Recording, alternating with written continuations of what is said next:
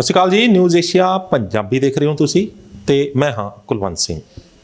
ਮੇਰੇ ਨਾਲ ਇੱਕ ਅਜਿਹੇ ਨੌਜਵਾਨ ਡਾਕਟਰ ਨੇ ਜਿਨ੍ਹਾਂ ਤੋਂ ਸਟਾਰਟਿੰਗ 'ਚ ਪਹਿਲਾਂ ਆਪਾਂ ਇਹ ਜਾਣਨ ਦੀ ਕੋਸ਼ਿਸ਼ ਕਰਦੇ ਹਾਂ ਕਿ ਦੁਨੀਆ ਤਾਂ ਜਿਹੜੇ MBBS ਕਰਦੀ ਹੈ, ਕੋਈ MBBS ਕਰਕੇ ਫੋਰਨ ਜਾਣ ਦਾ ਸੁਪਨਾ ਲੈਂਦਾ ਹੈ, ਮੋਟੇ ਨੋਟ ਕਮਾਉਣ ਦਾ ਜਿਹੜਾ ਦਿਮਾਗ ਦੇ ਵਿੱਚ ਹੁੰਦਾ ਵੀ ਇੱਥੋਂ ਵੀ ਪੈਸਾ ਆਊਗਾ, ਇੱਥੋਂ ਵੀ ਪੈਸਾ ਆਊਗਾ, ਇੱਥੋਂ ਵੀ ਪੈਸਾ ਆਊਗਾ।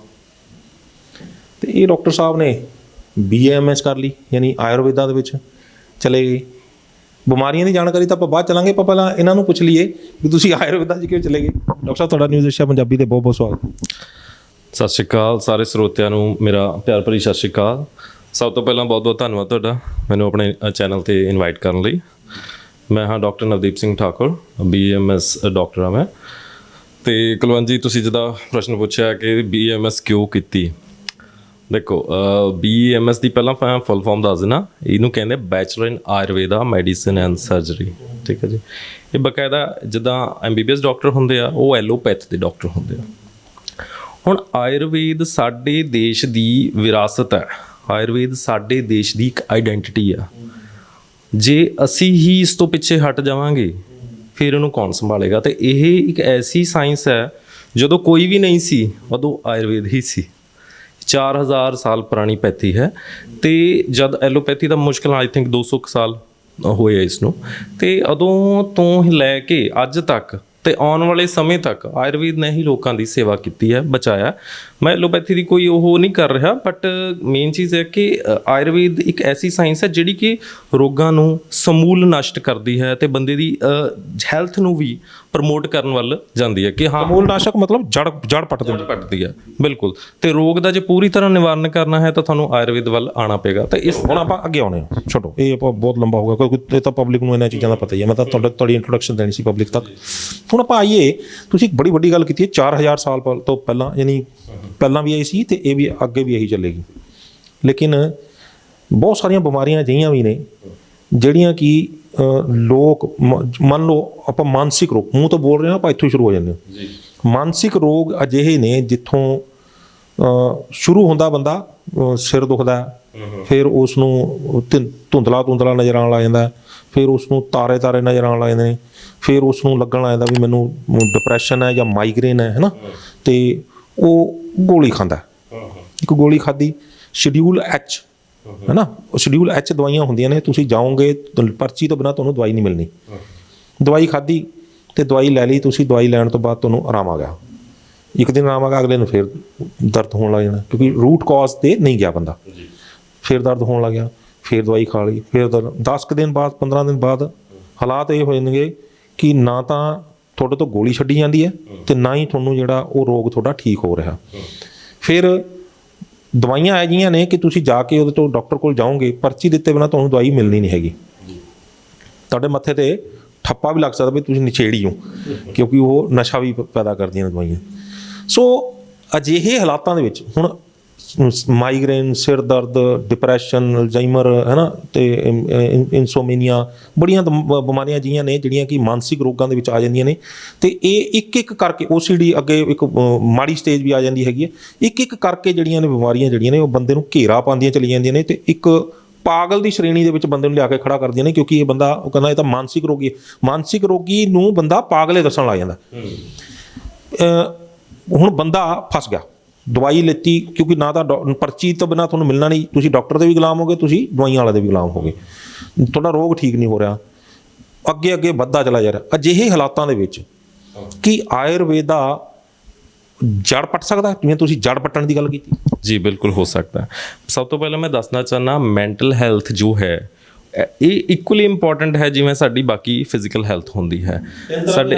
ਹਾਂਜੀ, ਸਾਡੇ ਆਯੁਰਵੇਦ ਦੇ ਵਿੱਚ ਸਪੈਸ਼ਲੀ ਹੈਲਥ ਦੀ ਜਿਹੜੀ ਪਰਿਭਾਸ਼ਾ ਦੱਸੀ ਗਈ ਆ, ਉਹਦੇ ਵਿੱਚ ਉਹਨਾਂ ਨੇ ਦੱਸਿਆ ਪ੍ਰਸੰਨ ਆਤਮ ਇੰਦਰੀਆਂ, ਯਾਨੀ ਕਿ ਤੁਹਾਡੀ ਆਤਮਾ ਇੰਦਰੀਆਂ, ਮਨ ਵੀ ਪ੍ਰਸੰਨ ਹੋਏਗਾ ਸਰੀਰ ਦੇ ਨਾਲ, ਤਾਂ ਹੀ ਤੁਸੀਂ ਸਵਸਥ ਮੰਨੇ ਜਾਓਗੇ। ਅੱਜ ਦੀ ਡੇਟ ਦੇ ਵਿੱਚ ਮੈਂਟਲ ਹੈਲਥ ਇੱਕ ਬਹੁਤ ਵੱਡਾ ਇਸ਼ੂ ਹੈ, ਬਿਕੋਜ਼ ਅਸੀਂ ਸਾਰੇ ਇਸ ਵੇਲੇ ਇੱਕ ਐਸੇ ਸਟ੍ਰੈਸ ਦੇ ਵਿੱਚ ਹਾਂ ਜਿਹਦੇ ਬਾਰੇ ਅਸੀਂ ਗੱਲ ਕਰਨਾ ਨਾ ਹੀਨ ਭਾਵਨਾ ਸਮਝਦੇ ਹਾਂ।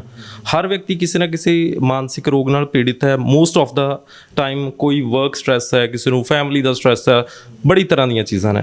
ਪਰ ਉਹ ਮੈਂਟਲ ਇਲਨੈਸ ਅਸੀਂ ਕਦੇ ਕੰਸੀਡਰ ਨਹੀਂ ਕਰਦੇ। ਅਸੀਂ ਦੇਖਦੇ ਬੰਦਾ ਹੱਸਦਾ ਖੇਡਦਾ ਆਪਣਾ ਜੌਬ ਤੇ ਆ ਰਿਹਾ, ਕੰਮ ਕਰ ਰਿਹਾ, ਬਟ ਉਹ ਮੈਂਟਲੀ ਕਿੰਨਾ ਪਰੇਸ਼ਾਨ ਹੈ, ਯੂ ਡੋਂਟ ਨੋ। ਉਹ ਰਾਤ ਨੂੰ ਗੋਲੀਆਂ ਖਾ ਕੇ ਸੋ ਰਿਹਾ ਤੇ ਉੱਪਰੋਂ ਹਾਲਾਤ ਐਸੇ ਹੋ ਗਏ ਬੰਦੇ ਗੋਲੀਆਂ ਖਾ ਕੇ ਸੌਣ ਨੂੰ ਨਾਰਮਲ ਸਮਝ ਰਹੇ ਆ। ਲੇਟਰ ਔਨ ਜਦੋਂ ਉਹਨਾਂ ਦੇ ਅਸਰ ਆਉਂਦੇ ਆ, ਬਾਅਦ 'ਚ ਅਹਿਸਾਸ ਹੁੰਦਾ ਕਿ ਜਦੋਂ ਤੁਹਾਨੂੰ ਇੱਕ ਦਿਨ ਗੋਲੀ ਨਹੀਂ ਮਿਲਦੀ, ਤੁਹਾਡੀ ਹਾਲਤ ਨਾਰਮਲ ਬਿਮਾਰ ਬੰਦੇ ਤੋਂ ਵੀ ਜ਼ਿਆਦਾ ਵਰਸ ਹੋ ਜਾਂਦੀ ਹੈ। ਤੁਸੀਂ ਉਸ ਗੋਲੀ ਦੇ ਗੁਲਾਮ ਹੋ ਜਾਂਦੇ ਹੋ। ਤੇ ਉਹ ਸੇਮ ਉਹੀ ਡਰੱਗਸ ਆ ਜਿਨ੍ਹਾਂ ਨੂੰ ਸੈਡੇਟਿਵਸ ਕਹਿੰਦੇ ਆ, ਵੀ ਜਿਨ੍ਹਾਂ ਨੂੰ ਖਾ ਕੇ ਤੁਹਾਨੂੰ ਨੀਂਦ ਆ ਸਕਦੀ ਆ, ਸੁਸਤੀ ਬਣੀ ਰਹਿ ਸਕਦੀ ਆ ਸਾਰਾ ਦਿਨ। ਤਾਂ ਹੀ ਮੈਂ ਕਹਿੰਦਾ ਨਸ਼ੇੜੀ ਹੋਣ ਦਾ ਠੱਪਾ ਵੀ ਲੱਗਦਾ। ਜੀ ਜੀ ਬਿਲਕੁਲ। ਐਂਡ ਲੇਟਰ ਔਨ ਇਹ ਤੁਹਾਡੇ ਬ੍ਰੇਨ ਦੀ ਜਿਹੜੀ ਨਾਰਮਲ ਫੰਕਸ਼ਨਿੰਗ ਹੈ ਉਸ ਨੂੰ ਵੀ ਇੰਪੇਅਰ ਕਰਦੀਆਂ ਨੇ। ਤੁਹਾਡੀ ਸੋਚਣ ਸਮਝਣ ਦੀ ਤਾਕਤ ਨੂੰ ਘਟਾ ਸਕਦੀ ਹੈ ਇਹ ਦਵਾਈਆਂ। ਤੇ ਤੁਹਾਡੇ ਨਾਰਮਲ ਜਿਹੜਾ ਬਿਹੇਵੀਅਰ ਆ, ਤੁਸੀਂ ਕਿਸੇ ਚੀਜ਼ ਤੇ ਕੋਈ ਡਿਸੀਜਨ ਲੈਣਾ ਤੁਸੀਂ ਲੈ ਹੀ ਨਹੀਂ ਸਕਦੇ ਜੇ ਤੁਸੀਂ ਉਹ ਗੋਲੀਆਂ ਲੈ ਰਹੇ ਹੋ। ਤੇ ਇਹ ਚੀਜ਼ ਜਿਹੜੀ ਹੈ ਇਸ ਵੇਲੇ ਇਲਾਜ ਨਾ ਹੋ ਕੇ ਇਹ ਗੋਲੀਆਂ ਹੀ ਇੱਕ ਤਰ੍ਹਾਂ ਨਾਲ ਬਹੁਤ ਵੱਡੀ ਬਿਮਾਰੀ ਬਣ ਰਹੀਆਂ ਨੇ। ਬਿਲਕੁਲ ਇਹ ਇੱਕ ਮਤਲਬ ਆਪਾਂ ਕੀ ਕਹਿੰਦੇ ਆ ਵੀ ਦੁਨੀਆ ਦੇ ਸਭ ਤੋਂ ਵੱਧ ਰੋਗੀ, ਜੇਕਰ ਦੁਨੀਆ ਦੇ ਸਭ ਤੋਂ ਵੱਧ ਰੋਗੀ ਅਗਰ ਆਪਾਂ ਕੈਲਕੂਲੇਸ਼ਨ ਕਰੀਏ ਕਿਹੜੀ ਬਿਮਾਰੀ ਨੇ, ਤਾਂ ਉਹ ਹੈਗੇ ਨੇ ਦਵਾਈਆਂ ਦੇ ਨਾਲ ਪੈਦਾ ਹੋਏ ਰੋਗ ਸਭ ਤੋਂ ਵੱਧ। ਤੇ ਉਹ ਦਵਾਈਆਂ ਦੀ ਪੱਧਤੀ ਕਿਹੜੀ ਚੱਲ ਰਹੀ ਹੈ ਇਹ ਸਾਰਿਆਂ ਨੂੰ ਪਤਾ, ਆਪਾਂ ਨੂੰ ਜ਼ਿਆਦਾ ਦੱਸਣ ਦੀ ਲੋੜ ਨਹੀਂ ਹੈ। ਤੇ ਕਿਵੇਂ ਰੋਗ ਦਵਾਈਆਂ ਹੀ ਰੋਗ ਅੱਗੋਂ ਹੋਰ ਪੈਦਾ ਕਰ ਰਹੀਆਂ ਨੇ, ਤੇ ਕਿੱਦਾਂ ਦਵਾਈਆਂ ਹੀ ਹੋਰ ਰੋਗ ਪੈਦਾ ਕਰਕੇ ਬੰਦਿਆਂ ਦੀਆਂ ਜਾਨਾਂ ਲੈ ਰਹੀਆਂ ਨੇ, ਇਸ ਤੋਂ ਵੀ ਲੁਕਿਆ ਛੁਪਿਆ ਨਹੀਂ ਹੈਗਾ। ਬੰਦੇ ਮਾਨਸਿਕ ਰੋਗ ਤੇ ਫੇਰ ਆ ਰਿਹਾ ਮੈਂ। ਮਾਨਸਿਕ ਰੋਗ ਦੇ ਵਿੱਚ ਨਾਮ ਉਹਦਾ ਰੋਗ ਦਾ ਕੋਈ ਵੀ ਰੱਖ ਲਓ। ਹੁਣ ਥੋੜਾ ਜਿਹਾ ਇਹ ਨਾਮ ਰੱਖਦੇ ਨੇ, ਦੂਜੀਆਂ ਪੱਧਤੀਆਂ ਨਾਮ ਰੱਖਦੇ ਨੇ ਕੋਈ ਵੀ ਹੋਰ ਪੱਧਤੀ, ਲੇਕਿਨ ਆਯੁਰਵੇਦਾ ਤਿੰਨ ਜਿਹੜੇ ਸਿਧਾਂਤਾਂ ਦੇ ਚੱਲਦਾ, ਵਾਤ, ਪਿੱਤ ਤੇ ਕਫ। ਥੋੜਾ ਦੱਸੋਗੇ ਮਾਨਸਿਕ ਰੋਗ ਕਿਹੜੀ ਸ਼੍ਰੇਣੀ ਦੇ ਵਿੱਚ ਆਉਂਦਾ? ਦੇਖੋ ਮਾਨਸਿਕ ਰੋਗ ਦੇ ਵਿੱਚ ਮਾਨਸਿਕ ਰੋਗ ਇੱਕ ਬ੍ਰੌਡ ਟਰਮ ਹੈ, ਉਹਦੇ ਅੰਦਰ ਬਹੁਤ ਸਾਰੀਆਂ ਬਿਮਾਰੀਆਂ ਜਾਂ ਡਿਸੀਜ਼ ਆਉਂਦੀਆਂ ਨੇ। ਹੁਣ ਹਰ ਬਿਮਾਰੀ ਦੇ ਵਿੱਚ ਅਲੱਗ-ਅਲੱਗ ਦੋਸ਼ ਤੇ ਅਲੱਗ-ਅਲੱਗ ਦੋਸ਼ ਜਿਹੜੇ ਹੁੰਦੇ ਆ, ਮਤਲਬ ਉਹਨਾਂ ਦਾ ਕਾਰਨ ਹੋ ਸਕਦਾ।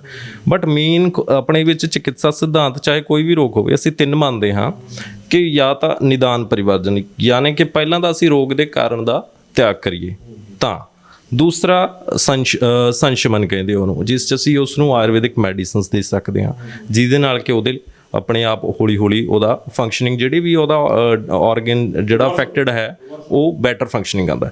ਥਰਡ ਚੀਜ਼ ਆ ਸੰਸ਼ੋਧਨ ਚਿਕਿਤਸਾ, ਜਿਹਦੇ ਵਿੱਚ ਕੀ ਹੈ ਕਿ ਅਸੀਂ ਬਾਡੀ ਨੂੰ ਡੀਟੌਕਸੀਫਾਈ ਕਰਦੇ ਹਾਂ। ਇਹਦੇ ਵਿੱਚ ਪੰਚਕਰਮਾ ਦੀ ਚਿਕਿਤਸਾ ਆ ਜਾਂਦੀ ਹੈਗੀ ਆ, ਜਿਹਦੇ ਵਿੱਚ ਅਸੀਂ ਮਾਨਸਿਕ ਰੋਗਾਂ ਦੇ ਵਿੱਚ ਖਾਸ ਤੌਰ ਤੇ ਸ਼ਿਰੋਧਾਰਾ ਦਾ ਟ੍ਰੀਟਮੈਂਟ ਕਰਦੇ ਹਾਂ, ਸ਼ਿਰੋ ਅਭਿਅੰਗ ਕਰਦੇ ਹਾਂ, ਸ਼ਿਰੋਵਸਤੀ ਦੇ ਸਕਦੇ ਹਾਂ, ਨਸਿਆ ਕਰ ਸਕਦੇ ਹਾਂ। ਤਾਂ ਇਹ ਜਿਹੜੇ ਪੰਚਕਰਮਾ ਮੈਂ ਕਨਫਿਊਜ਼ ਹੋ ਗਏ, ਪਬਲਿਕ ਕਨਫਿਊਜ਼ ਹੋ ਗਈ। ਸ਼ਿਰੋਵਸਤੀ ਬਸਤੀ ਪਤਾ ਨਹੀਂ ਕੀ ਨਾਮ ਲੈਤੇ, ਉਹ ਥੋੜੀ ਆਸਾਨ ਭਾਸ਼ਾ ਦੱਸੋਗੇ ਵੀ ਸ਼ਿਰੋਵਸਤੀ ਤੇ ਬਸਤੀਆਂ ਕੀ ਹੁੰਦੀਆਂ? ਦੇਖੋ ਇਹ ਪੰਚਕਰਮਾ ਦੇ ਪ੍ਰੋਸੀਜਰਸ ਹੁੰਦੇ ਆ। ਇਹਨਾਂ ਦੇ ਵਿੱਚ ਤੁਸੀਂ ਰੋਗੀ ਨੂੰ ਲੈ ਕੇ ਆ ਜਾਂਦਾ ਹੈ ਹਸਪੀਟਲ ਦੇ ਵਿੱਚ, ਇੱਕ ਤਰ੍ਹਾਂ ਨਾਲ ਡੇ ਕੇਅਰ ਦਿੱਤੀ ਜਾਂਦੀ ਹੈ, ਜਿਹਦੇ ਵਿੱਚ ਲਗਭਗ ਅੱਧਾ ਪੌਣਾ ਘੰਟਾ ਇੱਕ ਥੈਰੇਪਿਸਟ ਦੇ ਨਾਲ ਲੱਗ ਕੇ ਆਯੁਰਵੈਦਿਕ ਮੈਡੀਸਿਨਸ ਦੇ ਨਾਲ ਕੁਝ ਪ੍ਰੋਸੀਜਰ ਕੀਤੇ ਜਾਂਦੇ ਆ, ਜਿਵੇਂ ਜਿਹਦੇ ਵਿੱਚ ਤੇਲ ਦੀ ਧਾਰਾ ਬਣਾ ਕੇ ਸਿਰ ਦੇ ਉੱਤੇ ਪਾਣਾ। ਹਾਂਜੀ ਜੀ, for continuously for at least 40 minutes ਔਰ 1 ਆਵਰ 40 ਮਿੰਟ ਤੇਲ ਟਪਕਦਾ ਰਹਿੰਦਾ ਮੱਥੇ ਦੇ ਉੱਤੇ, ਇੱਥੇ ਹੈ ਨਾ ਆਪਣਾ ਪਾਈਨੀਅਲ ਗਲੈਂਡ ਤੇ। ਬਿਲਕੁਲ ਸ਼ਿਰੋਧਾਰਾ। ਤੇ ਇਹਦੇ ਵਿੱਚ ਤੇਲ ਵੀ ਕੀਤਾ ਜਾ ਸਕਦਾ ਯੂਜ਼, ਜਾਂ ਲੱਸੀ ਵੀ ਕੀਤੀ ਜਾ ਸਕਦੀ ਹੈ, ਉਹ ਡਿਪੈਂਡ ਕਰਦਾ ਪੇਸ਼ੈਂਟ ਦੀ ਪ੍ਰੋਬਲਮ ਕੀ ਆ, ਉਹਦੇ ਅਕੋਰਡਿੰਗ ਅਸੀਂ ਡਿਸਾਈਡ ਕਰਦੇ ਹੁੰਦੇ ਹਾਂ ਮੌਕੇ ਉੱਤੇ। ਐਂਡ ਸ਼ਿਰੋ ਅਭਿਅੰਗ ਆ, ਉਹਦੇ ਵਿੱਚ ਕੁਝ ਆਇਲਸ ਦੀ ਮਸਾਜ ਕੀਤੀ ਜਾਂਦੀ ਹੈ, ਕੁਝ ਮੈਡੀਸਨਲ ਆਇਲਸ ਹੈ ਜਾਂ ਦਵਾਈਆਂ ਜਿਹੜੀਆਂ ਨੱਕ ਦੇ ਰਸਤੇ ਦਿੱਤੀਆਂ ਜਾਂਦੀਆਂ, ਕਿਉਂਕਿ ਅਭਿਅੰਗ ਮਤਲਬ ਮਾਲਿਸ਼। ਹਾਂਜੀ ਇਹ ਵੀ ਤਾਂ ਸਮਝਾਓ ਨਾ, ਮਤਲਬ ਆਪਾਂ ਪਬਲਿਕ। ਹਾਂਜੀ ਸ਼ਿਰੋ ਅਭਿਅੰਗ ਯਾਨੀ ਕਿ ਸਿਰ ਦੀ ਮਾਲਿਸ਼ ਕਰਦੇ ਆ, ਮਾਲਿਸ਼ ਕਰਦੇ ਆ, ਮਾਲਿਸ਼। ਤੇ ਨੱਕ ਦੇ ਰਾਹੀਂ ਵੀ ਮੈਡੀਸਿਨਸ ਇੰਟਰੋਡਿਊਸ ਕੀਤੀਆਂ ਨੇ, ਕਿਉਂਕਿ ਆਯੁਰਵੇਦ ਦੇ ਵਿੱਚ ਨੱਕ ਨੂੰ ਸਿਰ ਦਾ ਦਵਾਰ ਮੰਨਿਆ ਗਿਆ। ਤਾਂ ਇਹਦੇ ਰਾਹੀਂ ਜਦੋਂ ਅਸੀਂ ਮੈਡੀਸਨ ਦਿੰਦੇ ਹਾਂ ਉਹ ਸਿੱਧਾ ਬ੍ਰੇਨ ਤੇ ਐਕਟ ਕਰਦੀ ਹੈ, ਜਿਹਦੇ ਨਾਲ ਵੀ ਮਾਨਸਿਕ ਰੋਗਾਂ ਦੇ ਵਿੱਚ ਕਾਫੀ ਲਾਭ ਮਿਲਦਾ ਦੇਖਿਆ ਗਿਆ। ਇਹ ਹੋ ਗਿਆ ਜਿਹੜਾ ਇਸ ਤਰ੍ਹਾਂ ਤੁਸੀਂ ਇਹਦਾ ਇਲਾਜ, ਇਹ ਤਾਂ ਪੰਚਕਰਮਾ ਹੋ ਗਿਆ। ਪੰਚਕਰਮਾ ਦੇ ਵਿੱਚ ਤੁਸੀਂ ਮਾਨਸਿਕ ਰੋਗਾਂ ਦਾ ਇਲਾਜ ਕਰਨ ਦੀ ਗੱਲ ਕੀਤੀ ਹੈਗੀ ਹੈ, ਤੇ ਤੁਸੀਂ ਇਹ ਵਾਤ ਪਿੱਤ ਕਫ ਦੀ, ਮੈਂ ਦੁਬਾਰਾ ਉਸੇ ਕੋ ਸਵਾਲ ਤੇ ਆਉਂਦਾ, ਕਿਹੜਾ ਦੋਸ਼ ਜਿਹੜਾ ਬੰਦੇ ਨੂੰ ਮਾਨਸਿਕ ਰੋਗ ਦਿੰਦਾ, ਚਾਹੇ ਉਹ ਨਾਮ ਉਹਦਾ ਕੋਈ ਵੀ ਰੱਖ ਲਓ, ਕਿਉਂਕਿ ਜਿਹੜਾ ਆਯੁਰਵੇਦਾ ਹੈ ਕਹਿੰਦਾ ਬਿਮਾਰੀ ਦੇ ਨਾਮ ਤੇ ਨਾ ਜਾਓ, ਦੋਸ਼ ਤੇ ਜਾਓ। ਬੰਦੇ ਦੇ ਬੋਡੀ ਦੇ ਅੰਦਰ ਦੋਸ਼ ਕੀ ਹੈ, ਨਾਮ ਉਹਦਾ ਕੋਈ ਵੀ ਰੱਖ ਲਓ, ਲੇਕਿਨ ਦੋਸ਼ ਕੀ ਹੈ। ਜੇ ਉਹ ਉਸ ਬੰਦੇ ਦੇ ਫੋੜੇ ਫਿੰਸੀਆਂ ਨਿਕਲੀ ਹੋਈ ਨੇ ਤਾਂ ਵੀ ਉਹਦਾ ਪਿੱਤ ਰੋਗ ਆ। ਜੇ ਬੰਦੇ ਨੂੰ ਅੰਦਰ ਉਹਦੇ ਲੀਵਰ 'ਚ ਖਰਾਬੀ ਆ ਗਈ ਤਾਂ ਵੀ ਉਹਦਾ ਪਿੱਤ ਰੋਗ ਆ। ਮਤਲਬ ਫੋੜੇ ਫਿੰਸੀਆਂ ਕਿੱਥੇ ਤੇ ਪਿੱਤ ਰੋਗ ਕਿੱਥੇ, ਇਹ ਅਲੱਗ-ਅਲੱਗ ਹੈ ਨਾ। ਲੇਕਿਨ ਆਪਾਂ ਉਹਦੀ ਬੋਡੀ ਟੈਂਪਰਾਮੈਂਟ ਜਿਹੜੀ ਹੈ ਪਿੱਤ ਟੈਂਪਰਾਮੈਂਟ 'ਚ ਆ ਗਈ। ਸੋ ਇਹ ਕਿਹੜੇ ਟੈਂਪਰਾਮੈਂਟ ਦੇ ਵਿੱਚ ਆ ਜਾਂਦੀ ਹੈ ਜਿਹੜੀ ਬੋਡੀ ਜਿਹੜੀ ਖਰਾਬੀ ਹੈ? ਦੇਖੋ ਮੈਜੋਰਿਟੀ ਦੇ ਵਿੱਚ ਅਗਰ ਆਪਾਂ ਕਹੀਏ, ਵੈਸੇ ਤਾਂ ਇਹ ਪੇਸ਼ੈਂਟ ਸਪੈਸੀਫਿਕ ਤੇ ਉਹਦੀ ਡਿਸੀਜ਼ ਦੇ ਅਕੋਰਡਿੰਗ ਹੁੰਦਾ, ਕਿਉਂਕਿ ਮਾਨਸਿਕ ਰੋਗ ਦੇ ਵਿੱਚ ਬਹੁਤ ਸਾਰੀਆਂ ਬਿਮਾਰੀਆਂ ਆ ਜਾਂਦੀਆਂ, ਪਰ ਜ਼ਿਆਦਾਤਰ ਕੇਸ ਵਿੱਚ ਦੇਖਿਆ ਗਿਆ ਜ਼ਿਆਦਾਤਰ ਮਾਨਸਿਕ ਰੋਗ ਤ੍ਰਿਦੋਸ਼ਜ ਹੁੰਦੇ ਆ ਜਾਂ ਫਿਰ ਉਹਨਾਂ ਵਿੱਚ ਵਾਤ ਦੀ ਪ੍ਰਧਾਨਤਾ ਪਾਈ ਜਾਂਦੀ ਹੈ। ਮੈਂ ਬਤਾਉਂ, ਚਲੋ ਹੁਣ ਸੌਖਾ ਕਰ ਲੈਂਦੇ ਆਪਾਂ ਪਬਲਿਕ ਵਾਸਤੇ। ਡਿਪਰੈਸ਼ਨ, ਮਾਈਗ੍ਰੇਨ, ਅੱਖਾਂ ਕਮਜ਼ੋਰ, ਠੀਕ ਹੈ ਜੀ। ਅੱਛਾ, ਉੱਪਰ ਆ ਗਿਆ ਉਸ ਤੋਂ ਬਾਅਦ OCD, ਫਿਰ ਨਾਲ ਆ ਗਿਆ ਆਪਣਾ ਡਿਮੈਂਸ਼ੀਆ, ਅਲਜ਼ਾਈਮਰ, ਹੈ ਨਾ। ਇਹ ਕੁਛ ਰੋਗ, ਤੇ ਇਹ ਮੈਨੂੰ ਲੱਗਦਾ ਇਹ ਸਾਰੇ ਦੇ ਸਾਰੇ ਜਿਹੜੇ ਨੇ, ਇਹ ਬਲੱਡ ਜਿਹੜੀ ਸਪਲਾਈ ਉੱਪਰ ਨਹੀਂ ਜਾ ਰਹੀ, ਆਕਸੀਜਨ ਨਹੀਂ ਜਾ ਰਹੀ, ਇਹਦੇ ਕਾਰਨ ਹੋ ਰਿਹਾ। ਪਰ ਤੁਹਾਡੇ ਜੋ ਮੈਂ ਹਾਲੇ ਤੱਕ ਸਮਝਿਆ ਹੈਗਾ, ਤੁਹਾਡੇ ਮੁਤਾਬਕ ਇਹ ਥੋੜਾ ਜਿਹਾ ਵੱਖਰਾ ਹੋਏਗਾ, ਉਹ ਕਿਵੇਂ ਹੋਏਗਾ? ਦੇਖੋ ਸਰ, ਜਿਹੜੇ ਵੀ ਮਾਨਸਿਕ ਰੋਗ ਹੈ ਉਹਨਾਂ ਦੇ ਵਿੱਚ ਇੱਕ ਕਾਮਨ ਜਿਹੜਾ ਕਾਰਨ ਸਾਰਿਆਂ ਲਈ, ਜੋ ਮੈਂ ਇੱਥੇ ਆਪਾਂ ਬ੍ਰੌਡਲੀ ਇੰਟਰਵਿਊ 'ਚ ਦੱਸ ਰਹੇ ਹਾਂ, ਵੈਸੇ ਤਾਂ ਹਰੇਕ ਦੇ ਕੁਛ ਨਾ ਕੁਛ ਸਪੈਸੀਫਿਕ ਡਿਫਰੈਂਸਿਸ ਵੀ ਹੁੰਦੇ ਆ, ਬਟ ਜਿਹੜਾ ਕਾਮਨ ਕਾਰਨ ਸਾਡੇ ਦੱਸਿਆ ਗਿਆ ਕਿ ਜਦ ਤੁਸੀਂ ਕਿਸੇ ਵੀ ਚੀਜ਼ ਦੀ ਅਤੀ ਕਰਦੇ ਹੋ ਜਾਂ ਬਿਲਕੁਲ ਘੱਟ ਕਰਦੇ ਹੋ ਜਾਂ ਉਸਨੂੰ ਗਲਤ ਤਰੀਕੇ ਨਾਲ ਕਰਦੇ ਹੋ, ਉਹ ਕੋਈ ਵੀ ਚੀਜ਼ ਹੋ ਸਕਦੀ ਹੈ। ਫਰਜ਼ ਕਰੋ ਤੁਸੀਂ ਕੋਈ ਆਵਾਜ਼ ਸੁਣ ਰਹੇ ਹੋ, ਮਿਊਜ਼ਿਕ ਸੁਣ ਰਹੇ ਹੋ, if you are listening it on very high volume, ਬਹੁਤ ਉੱਚੀ ਆਵਾਜ਼ 'ਤੇ ਸੁਣ ਰਹੇ ਹੋ ਤਾਂ ਵੀ ਗੜਬੜ ਹੈ, ਠੀਕ ਹੈ। ਕੋਈ ਸ਼ੋਰ ਸ਼ਰਾਬਾ ਸੁਣ ਰਹੇ ਹੋ ਤਾਂ ਵੀ ਗੜਬੜ ਹੈ। ਕੋਈ ਕੰਮ ਕਰ ਰਹੇ ਹੋ, ਹੱਦ ਤੋਂ ਜ਼ਿਆਦਾ ਕਰ ਰਹੇ ਹੋ, ਮਤਲਬ ਆਪਣੇ ਸਰੀਰ ਨੂੰ ਥਕਾ ਰਹੇ ਹੋ, ਓਵਰ ਐਗਜ਼ਰਸ਼ਨ ਕਰ ਰਹੇ ਹੋ, ਕਿਸੇ ਕੰਮ ਦਾ ਸਟ੍ਰੈਸ ਲੈ ਰਹੇ ਹੋ, ਬਹੁਤ ਜ਼ਿਆਦਾ ਚਿੰਤਾ ਕਰ ਰਹੇ ਹੋ, ਤਾਂ ਇੱਦਾਂ ਬਹੁਤ ਸਾਰੇ ਕਾਰਨ ਹੈ ਵੀ ਜਦ ਵੀ ਤੁਸੀਂ ਅਤੀ ਯੋਗ ਕਰ ਦਿੰਦੇ ਹੋ, ਵੀ ਕਿਸੇ ਵੀ ਚੀਜ਼ ਦੀ ਐਕਸੈਸ ਕਰ ਦਿੰਦੇ ਹੋ। ਮੈਂ ਹੋਰ ਪੁਆਇੰਟ ਕਰ ਦਿੰਦਾ, ਪੰਜਾਬੀ ਦੇ ਵਿੱਚ ਕਹਿੰਦੇ ਨੇ ਅੱਤ ਤੇ ਅੰਤ ਦੇ ਵਿੱਚ ਅੱਧਕ ਤੇ ਟਿੱਪੀ ਦਾ ਫਰਕ ਹੈ, ਬਾਕੀ ਸੇਮ ਹੈ। ਤਾਂ ਉਹ ਕਾਰਨਾਂ ਕਰਕੇ ਹੀ ਸਾਰੇ ਮਾਨਸਿਕ ਰੋਗ ਹੁੰਦੇ ਆ। ਬਾਕੀ ਕਿਸੇ ਦੇ ਨਾਲ ਕੋਈ ਟਰੋਮੈਟਿਕ ਇਵੈਂਟ ਹੋ ਜਾਂਦਾ ਲਾਈਫ 'ਚ, ਕੋਈ ਨੀਅਰ ਡੀਅਰ ਵਨ ਦਾ ਚਲਾ ਜਾਣਾ ਜਾਂ ਕੋਈ ਹੋਰ ਚੀਜ਼ ਹੋ ਜਾਣਾ ਜਿਸ ਦੇ ਨਾਲ ਵਿਅਕਤੀ ਦੇ ਮਨ ਤੇ ਕੋਈ ਆਘਾਤ ਪਹੁੰਚਦਾ ਹੈਗਾ।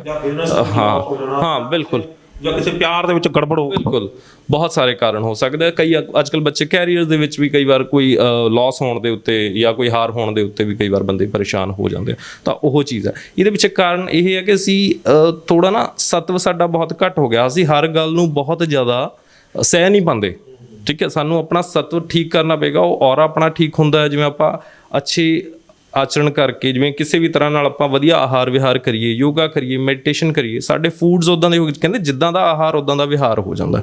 ਹੁਣ ਅਸੀਂ ਇੰਨਾ ਕੁ ਜ਼ਿਆਦਾ ਸੁਸਾਇਟੀ ਦੇ ਵਿੱਚ ਜਿੱਦਾਂ ਚੀਜ਼ਾਂ ਦੇ ਪਿੱਛੇ ਜਾਂ ਮੈਟੀਰੀਅਲਿਸਟਿਕ ਹੋ ਗਏ ਆ ਕਿ ਸਾਨੂੰ ਜਦੋਂ ਚੀਜ਼ ਨਹੀਂ ਮਿਲਦੀ, ਸਾਡੇ ਲਈ ਉਹ ਚੀਜ਼ ਇੱਕ ਹੀਨ ਭਾਵਨਾ ਦਾ ਕਾਰਨ ਬਣ ਜਾਂਦੀ ਹੈ। ਉਹ ਵੀ ਕਿਤੇ ਨਾ ਕਿਤੇ ਮਾਨਸਿਕ ਰੋਗਾਂ ਦਾ कारण बनती है। सबसे बड़ा रोग, लोग क्या कहेंगे रोग, या फिर उसकी साड़ी मेरी साड़ी से सफेद कैसे? बिल्कुल बिल्कुल, ये बहुत सारे कारण है मानसिक रोगां। ਇਹਦੇ ਵਿੱਚ ਈਰਸ਼ਾ ਵੀ ਹੋ ਸਕਦੀ ਹੈ, ਘਮੰਡ ਹੋ ਸਕਦਾ ਹੈਗਾ, ਗੁੱਸਾ ਹੋ ਸਕਦਾ, ਬੜੀਆਂ ਚੀਜ਼ਾਂ ਨੇ।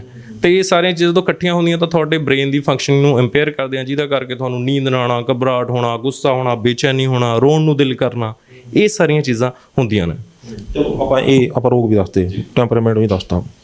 ਹੁਣ ਆਈਏ ਆਪਾਂ, ਬੰਦਾ ਗੋਲੀਆਂ ਬਹੁਤ ਖਾ ਰਿਹਾ, ਆਰਾਮ ਆ ਨਹੀਂ ਰਿਹਾ, ਨਸ਼ੇੜੀ ਹੋਣ ਦਾ ਠੱਪਾ ਵੀ ਲੱਗ ਗਿਆ, ਕੋਈ ਦਵਾਈ ਦੇ ਨਹੀਂ ਰਿਹਾ, ਡਾਕਟਰ ਜਿਹੜਾ ਉਹ ਪੈਸੇ ਲੈ ਲੈ ਕੇ ਤੁਹਾਡਾ ਜੇਬ ਖਾਲੀ ਕਰ ਗਿਆ। ਪਰ ਆਯੁਰਵੇਦਾ ਕਹਿੰਦਾ ਕਿਉਂ ਜਾ ਰਹੇ ਹੋ, ਘਰੇ ਵੀ ਸਾਰਾ ਕੁਝ ਪਿਆ ਹੈ। ਕੋਈ ਅਜਿਹਾ ਘਰ ਪਿਆ ਵੀ ਜਿਹੜਾ ਆਪਾਂ ਘਰੇ ਬੈਠੇ ਵੀ ਠੀਕ ਕਰ ਸਕਦੇ? ਬਿਲਕੁਲ ਸਰ, ਬਹੁਤ ਸਾਰੀਆਂ ਚੀਜ਼ਾਂ ਨੇ। ਇਹਦੇ ਵਿੱਚ ਮੈਂ ਦੱਸਾਂਗਾ, ਜਿਵੇਂ ਦੇਸੀ ਗਾਂ ਦਾ ਜੋ ਘੀ ਹੁੰਦਾ ਹੈ, ਜੋ ਦੇਸੀ गाय ਦਾ ਮੈਂ स्पेशली रेकमेंड करांगा।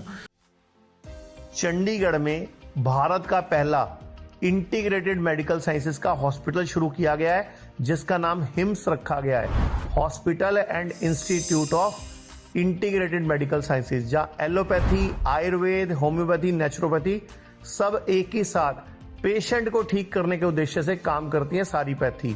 इसमें डॉक्टर विष्णुरूप राय चौधरी, डॉक्टर अमर सिंह आजाद, डॉक्टर अवधेश पांडे, आचार्य मनीष, डॉक्टर खादर फली, और इन सब की पूरी नॉलेज, ट्रेनिंग और एजुकेशन को यूज किया जा रहा है। लीवर फेल हो, किडनी खराब हो, हार्ट की प्रॉब्लम हो, जोड़ों का दर्द हो, ऑटो इम्यून डिजीज हो, स्टेज 4 कैंसर हो, कोई भी ऐसी बीमारी जो डॉक्टर ने आपको लाइलाज बताई हो या आपको कोई ऑपरेशन बताया हो, तो आप हिस हॉस्पिटल हिम्स में संपर्क कर सकते हैं और बीमारी की जड़ पर काम कर सकते हैं।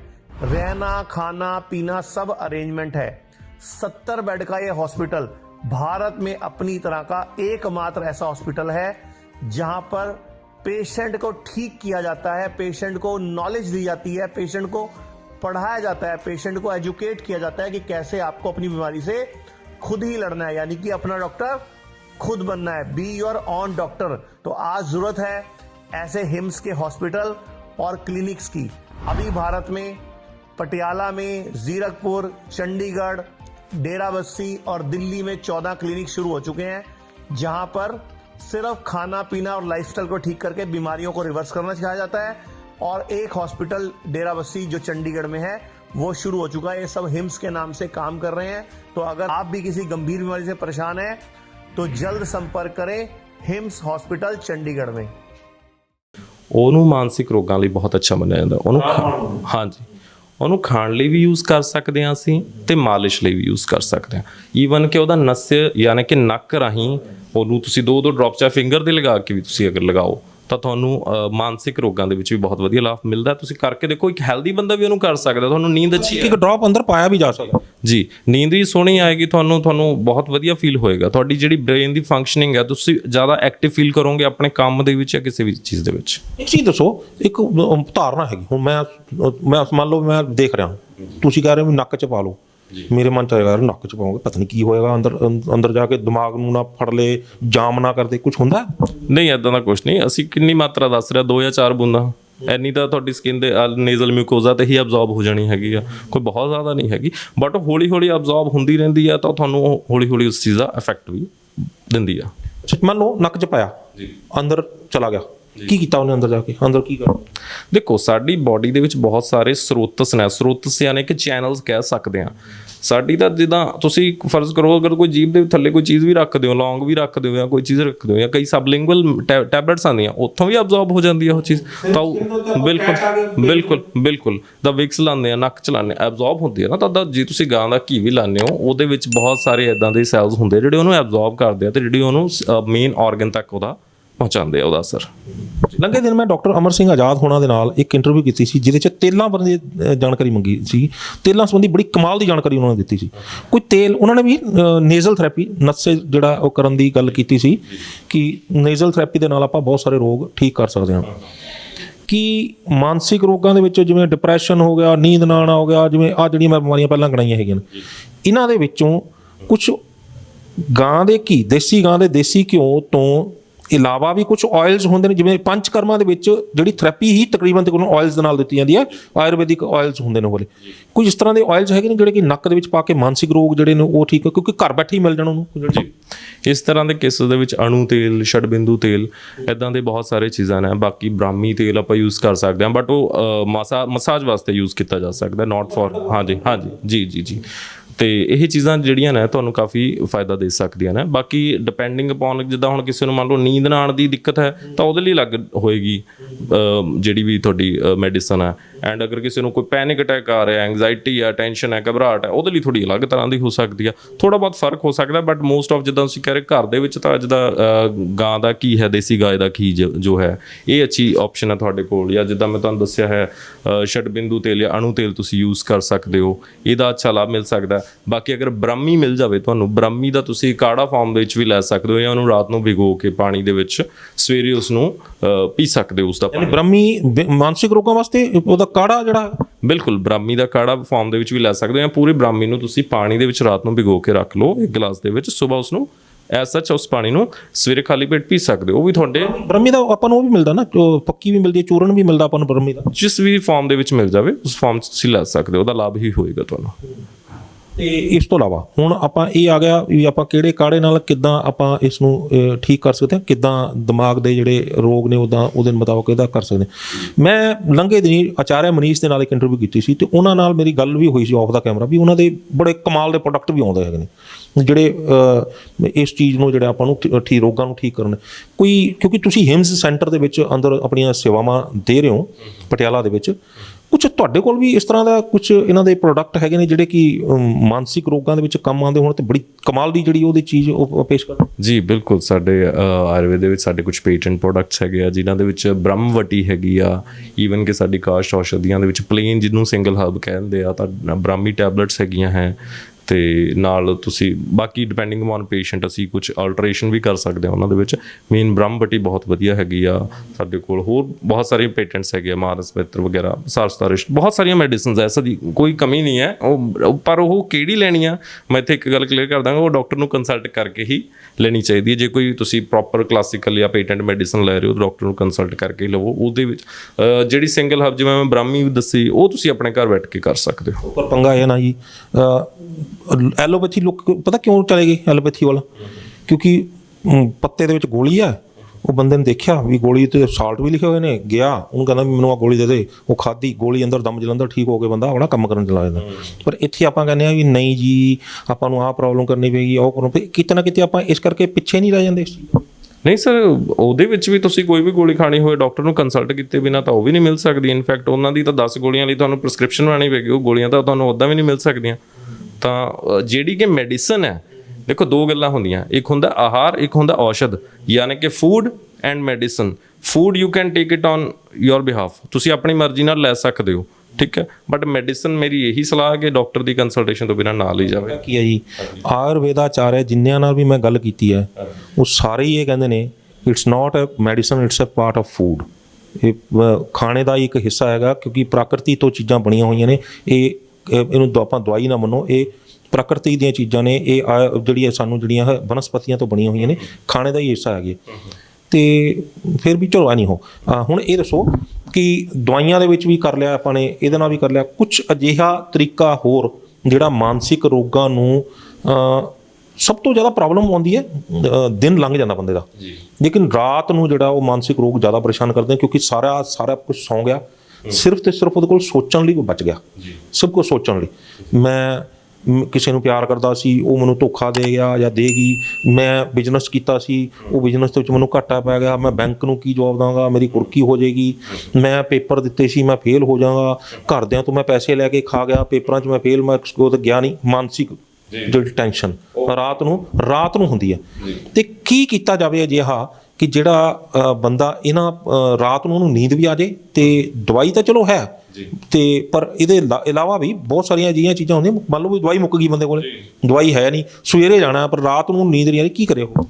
ਉਹਦੇ ਲਈ ਸਰ ਬਹੁਤ ਸਾਰੀਆਂ ਅੱਛੀਆਂ, ਮੈਂ ਹੁਣ ਕੁਝ ਗੱਲਾਂ ਦੱਸਦਾ, ਉਹਨਾਂ ਨੂੰ ਫੋਲੋ ਆਪਾਂ ਕਰ ਸਕਦੇ ਹਾਂ। ਸਾਰੇ ਦਰਸ਼ਕ ਧਿਆਨ ਨਾਲ ਸੁਣਨ। ਜੇ ਨੀਂਦ ਨਾ ਆਉਂਦੀ ਹੋਵੇ, ਫਸਟ ਆਫ ਆਲ ਕੀ ਆ, ਨੀਂਦ ਆਉਣ ਲਈ ਤੁਹਾਨੂੰ ਇੱਕ ਤਾਂ ਬ੍ਰੇਨ ਸ਼ਾਂਤ ਹੋਣਾ ਬਹੁਤ ਜ਼ਰੂਰੀ ਆ। ਕਿਉਂ ਨਹੀਂ ਆ ਰਹੀ, ਪਹਿਲਾਂ ਉਹਦਾ ਕਾਰਨ ਇੱਕ ਹੁੰਦਾ ਕਿ ਕਈ ਵਾਰ ਅਸੀਂ ਹੁੰਦੇ ਹਾਂ ਫ੍ਰੀ ਬਹੁਤ ਜ਼ਿਆਦਾ ਆਪਾਂ, ਤਾਂ ਦੋ ਤਰ੍ਹਾਂ ਦਾ ਕੇਸ ਹੈ ਕਿ ਜੇ ਤਾਂ ਤੁਸੀਂ ਬਹੁਤ ਫ੍ਰੀ ਹੋ ਜਾਂ ਦਿਨੇ ਸੋ ਲੈਂਦੇ ਹੋ ਤਾਂ ਨਹੀਂ ਨੀਂਦ ਆਏਗੀ। ਦੂਸਰਾ ਹੈ ਮਾਨਸਿਕ ਕਾਰਨ, ਵੀ ਤੁਸੀਂ ਸੋਚਦੇ ਰਹਿੰਦੇ ਹੋ। ਤਾਂ ਉਹਦੇ ਕੁਝ ਤਰੀਕੇ ਆ ਕਿ ਤੁਸੀਂ ਆਪਣੇ ਆਪ ਨੂੰ ਇੰਨਾ ਵਿਅਸਤ ਕਰ ਲਓ ਕਿਸੇ ਰਚਨਾਤਮਕ ਕਾਰਜ ਦੇ ਵਿੱਚ, ਕਿਸੇ ਕ੍ਰੀਏਸ਼ਨ ਦੇ ਵਿੱਚ, ਜਾਂ ਕਿਸੇ ਮਿਸ਼ਨ ਦੇ ਵਿੱਚ। ਆਪਣੀ ਲਾਈਫ ਦਾ ਕੋਈ ਮਿਸ਼ਨ ਬਣਾ ਲਓ ਤੇ ਉਹਦੇ ਲਈ ਜੁਟ ਜਾਓ ਪੂਰੀ ਤਰ੍ਹਾਂ, ਕਿ ਆਪਣੇ ਆਪ ਨੂੰ ਪੂਰੀ ਤਰ੍ਹਾਂ ਥਕਾ ਲਓ, ਤੁਹਾਨੂੰ ਆਪਣੇ ਆਪ ਨੀਂਦ ਆਏਗੀ। ਸੈਕੰਡਲੀ, ਹੁਣ ਜੇ ਫਿਰ ਵੀ ਨਹੀਂ ਆ ਰਹੀ, ਜਾਂ ਤੁਸੀਂ ਪਹਿਲਾਂ ਤੋਂ ਟੈਬਲੇਟਸ ਖਾ ਰਹੇ ਹੋ, ਤਾਂ ਉਸ ਦਾ ਤਰੀਕਾ ਇਹ ਹੈ ਕਿ ਦੇਖੋ, ਇੱਕ ਤਾਂ ਜਦੋਂ ਮੈਂ ਦੱਸਿਆ ਗਾਂ ਦਾ ਘੀ, ਉਹਦਾ ਸੇਵਨ ਕਰ ਸਕਦੇ ਹਾਂ ਅਸੀਂ, ਤੇ ਉਹਦੇ ਨਾਲ ਤੁਸੀਂ ਮਸਾਜ ਕਰ ਸਕਦੇ ਹੋ। ਬਾਕੀ ਬ੍ਰਾਹਮੀ ਲੈ ਸਕਦੇ ਹੋ ਤੁਸੀਂ। ਬ੍ਰਾਹਮੀ ਤੋਂ ਇਲਾਵਾ ਇਸ ਦੇ ਵਿੱਚ ਜੇ ਨੀਂਦ ਨਾ ਆਵੇ, ਸਪੈਸ਼ਲੀ ਤਗਰ ਇੱਕ ਆਯੁਰਵੈਦਿਕ ਹਰਬ ਹੈਗੀ ਹੈ, ਤਗਰ। ਜੇ ਨਾ ਮਿਲੇ ਮਾਰਕੀਟ ਦੇ ਵਿੱਚ ਇਹਦੀਆਂ ਟੈਬਲੇਟਸ ਵੀ ਉਪਲਬਧ ਨੇ, ਤੁਸੀਂ ਤਗਰ ਲੈ ਸਕਦੇ ਹੋ, ਜਟਾਮਾਨਸੀ ਲੈ ਸਕਦੇ ਹੋ। ਇਹ ਬਹੁਤ ਅੱਛੀਆਂ ਹਰਬਸ ਹੈ, ਇਹਨਾਂ ਦੀ ਫਾਰਮੂਲੇਸ਼ਨ ਪੇਟੈਂਟ ਜਾਂ ਕਲਾਸੀਕਲ ਦੇ ਵਿੱਚ ਵੀ ਉਪਲਬਧ ਹੈ, ਤੁਸੀਂ ਲੈ ਸਕਦੇ ਹੋ। ਇਹਨਾਂ ਰਾ ਫਾਰਮ ਦੇ ਵਿੱਚ ਵੀ ਲੈ ਕੇ ਆਪਾਂ ਨੂੰ ਯੂਜ਼, ਰਾ ਫਾਰਮ ਦੇ ਵਿੱਚ ਵੀ ਇਹਨਾਂ ਦਾ ਕਾੜਾ ਬਣਾ ਕੇ ਤੁਸੀਂ ਪੀ ਸਕਦੇ ਹੋ, ਤੇ ਇਹਨਾਂ ਨਾਲ ਵੀ ਤੁਹਾਨੂੰ ਵਧੀਆ ਨੀਂਦ ਆ ਸਕਦੀ ਹੈ। ਬਾਕੀ ਅਧਿਆਤਮ ਦਾ ਸਹਾਰਾ ਵੀ ਲੈ ਸਕਦੇ ਹੋ ਤੁਸੀਂ, ਕਿਸੇ ਵੀ ਤਰ੍ਹਾਂ ਨਾਲ ਪੂਜਾ ਪਾਠ ਕਰਨਾ ਜਾਂ ਤੁਸੀਂ ਧਿਆਨ ਲਗਾਉਣਾ, ਜਿਸ ਵੀ ਤੁਸੀਂ ਸੰਪਰਦਾਇ ਨੂੰ ਫੋਲੋ ਕਰਦੇ ਹੋ, ਉਸ ਦੇ ਨਾਲ ਵੀ ਆਤਮਿਕ ਸ਼ਾਂਤੀ ਹੋਣਾ, ਇਹ ਚੀਜ਼ਾਂ ਬੜੀਆਂ ਮੈਟਰ ਕਰਦੀਆਂ ਨੇ। ਤੇ ਉਹਦੇ ਨਾਲ ਜਦ ਬੰਦੇ ਨੂੰ ਪੀਸ ਮਿਲੇਗਾ, ਤੁਹਾਨੂੰ ਨੈਚੁਰਲੀ ਨੀਂਦ ਆਉਂਦੀ ਹੈ। ਇਹਦੇ ਵਿੱਚ ਅਸੀਂ ਯੋਗ ਆਸਨ ਕਰ ਸਕਦੇ ਹਾਂ। ਯੋਗ ਆਸਨ ਦੇ ਵਿੱਚ ਅਨੁਲੋਮ ਵਿਲੋਮ ਤੇ ਭ੍ਰਾਮਰੀ ਪ੍ਰਾਣਾਯਾਮ ਦੀ ਮੈਂ ਖਾਸ ਗੱਲ ਦੱਸਾਂਗਾ। ਭ੍ਰਾਮਰੀ ਪ੍ਰਾਣਾਯਾਮ ਨੂੰ ਜੇ ਆਪਾਂ ਰੈਗੂਲਰਲੀ ਕਰੀਏ, ਇਹ ਤਾਂ ਮੈਂ ਸੁਣਿਆ ਪਹਿਲੀ ਵਾਰੀ। ਭ੍ਰਾਮਰੀ ਪ੍ਰਾਣਾਯਾਮ ਦੇ ਵਿੱਚ ਤੁਸੀਂ YouTube ਤੇ ਇਹਦੇ ਵੀਡੀਓਜ਼ ਦੇਖ ਸਕਦੇ ਹੋ। ਇਹਦੇ ਵਿੱਚ ਅਸੀਂ ਜਿੱਦਾਂ ਓਮ ਦਾ ਉਚਾਰਨ ਕਰਦੇ ਹਾਂ ਨਾ, ਇਹਦੇ ਵਿੱਚ ਅਸੀਂ ਮੂੰਹ ਬੰਦ ਕਰਕੇ ਕਰਦੇ ਹੈਗੇ ਆ, ਤੇ ਉਹ ਕਰਨ ਦੇ ਨਾਲ ਵੀ ਤੁਹਾਡੀ ਜਿਹੜੀ ਬ੍ਰੇਨ ਦੀ ਫੰਕਸ਼ਨਿੰਗ ਆ ਬਹੁਤ ਵਧੀਆ ਹੁੰਦੀ ਆ, ਤੇ ਵਾਈਬ੍ਰੇਸ਼ਨ ਹੁੰਦੀ ਆ, ਤੇ ਕਾਫੀ ਵਧੀਆ ਜਿਹੜੇ ਮਾਨਸਿਕ ਰੋਗਾਂ ਦੇ ਵਿੱਚ ਉਹਦਾ ਲਾਭ ਦੇਖਣ ਨੂੰ ਮਿਲਿਆ ਸਾਡੇ ਪੇਸ਼ੈਂਟਸ ਦੇ ਵਿੱਚ।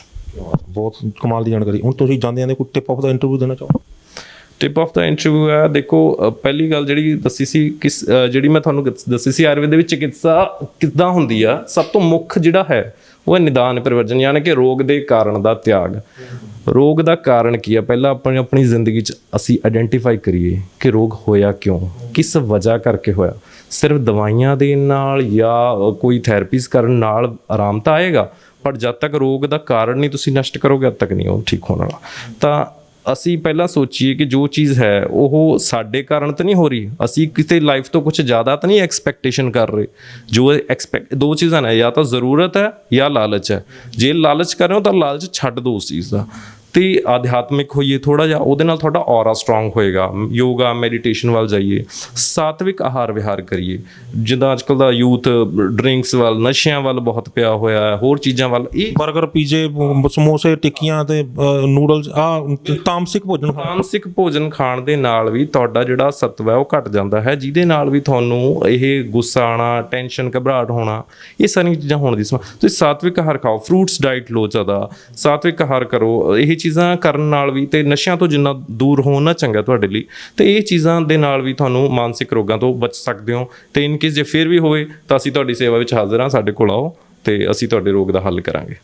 ਬਹੁਤ ਵਧੀਆ ਜਾਣਕਾਰੀ ਸੀ ਡਾਕਟਰ ਨਵਦੀਪ ਠਾਕੁਰ, ਬਹੁਤ ਬਹੁਤ ਧੰਨਵਾਦ।